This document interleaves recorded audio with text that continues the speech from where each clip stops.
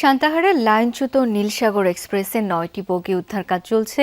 এই বিষয়ে আরও জানবো। এখন ঘটনাস্থল থেকে যুক্ত হচ্ছেন সহকর্মী শফিক ছোটন।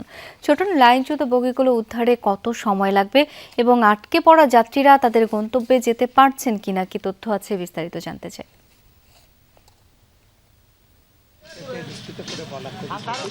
শাওন, আটকে পড়া যাত্রীদের বিকল্প উপায়ে এখান থেকে পাঠানো হচ্ছে। সান্তাহার স্টেশন এবং পার্শ্ববর্তী ছাতিয়ানগ্রাম স্টেশন ব্যবহার করে দুপারের যাত্রীদের পারাপার করা হচ্ছে। মাঝখানে প্রায় 7 থেকে 8 কিলোমিটার যে পথ, সেই পথ কিন্তু মানুষকে যেতে হচ্ছে বিভিন্ন উপায়ে, অর্থাৎ ভ্যান, রিক্সা, অটো চার্জারে যেতে হচ্ছে এবং তারপরে আরেকটি ট্রেনে করে আবার তাদের গন্তব্যে নিয়ে যাওয়া হচ্ছে, এরকমই আমরা শুনেছি। তবে উদ্ধার কার্যক্রম চলছে এই মুহূর্তে। ঈশ্বরদী এবং দুটি আসলে উদ্ধার টিম এসেছে এখানে, একটি ঈশ্বরদী থেকে এসেছে, আরেকটি পার্বতীপুর থেকে এসেছে। সেই উদ্ধার টিম উদ্ধার কার্যক্রম চালাচ্ছে এবং ইতিমধ্যেই 9টি বগির মধ্যে 3টি বগি উদ্ধার করেছে তারা এবং বেশ খানিকটা পথ তারা আবারও সচল করেছে। আশা করা যাচ্ছে যে 8 থেকে 10 ঘন্টা নাগাদ হয়তো সময় লাগবে পুরোপুরি সচল হতে।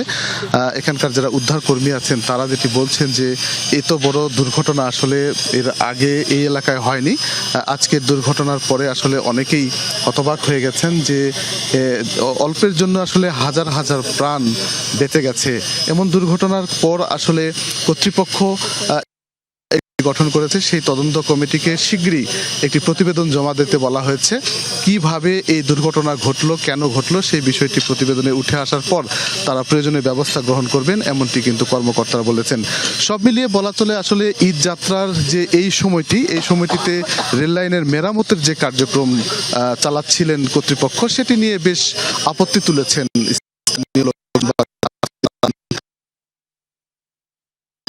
তুলেছেন যে এই সময়টা, অর্থাৎ ঈদের সময় যখন ঘরমুখ মানুষের চাপ বাড়ে, উত্তরাঞ্চলে মানুষ ট্রেনের উপর নির্ভর করে, ঠিক এই সময়টাতে রেললাইন নতুন করে আবার মেরামত করা কিংবা রেললাইনের যে ক্ষতিগ্রস্ত অংশগুলো মেরামত করা, এগুলো আসলে ঈদের আগেই করা উচিত ছিল, এমনটি কিন্তু স্থানীয় লোকজন বলছেন। যে ভোগান্তি পোহাতে হচ্ছে সাধারণ মানুষের।